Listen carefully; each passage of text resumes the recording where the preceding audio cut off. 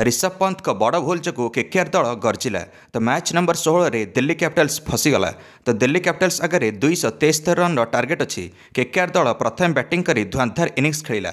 Delhi Capitals captain Rishabh Pant दुईटा review miss करदे, गोटे सुनील नारिन आउ गोटे श्रेयस अय्यर। तो सुनील नारिन यार फायदा उठाइले, धोई चलले ईशांत शर्मा को प्रथम तो चतुर्थ ओवर में 26 रन मारिले ईशांत शर्मा को। केकेआर ओपनर सुनील नारिन गोटे पर गोटे बलर्स मान को धोई चलले। पावर प्ले रे केकेआर दल 88 रन पहुंचीगला।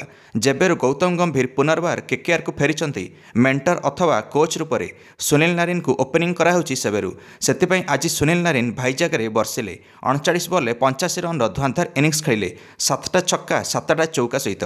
या देखि 18 वर्षीय अंक्रिश रघुवंशी 3 नंबर में बैटिंग करने आसते और निज डेब्यू मैच रे ही अर्धशतक करें। 27 बॉल 54 रन धुआंधार इनिंग्स खेलिले। फास्ट बॉलर्स को रिभर्स स्वीप छक्का मारिले, लंग ऑन एंडिक मिड ऑफ सबुआड़े छक्का चौका वर्षा करें। लंबा लंबा प्रहार करते युवा खेली, 3 छक्का और 5 चौका मारिले यही खेली। केकेआर मालिक SRK भी प्रशंसा करें या इनिंग्स देखी। तबे आंदर रसल आसी 19 बॉल 41 रन धुआंधार इनिंग्स खेलिले, 3 छक्का और 4 चौका सहित। रिंकू सिंह पर आसी धुआंधार 8 बॉल 26 रन करें, 3 छक्का गोटे चौका सहित।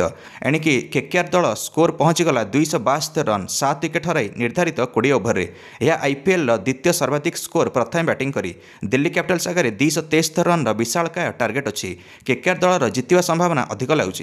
आपण मैंने निज मंतव्य कमेंट दे वीडियो को लाइक और चैनल को सब्सक्राइब करदे। समस्त क्रिकेट अपडेट्स धन्यवाद।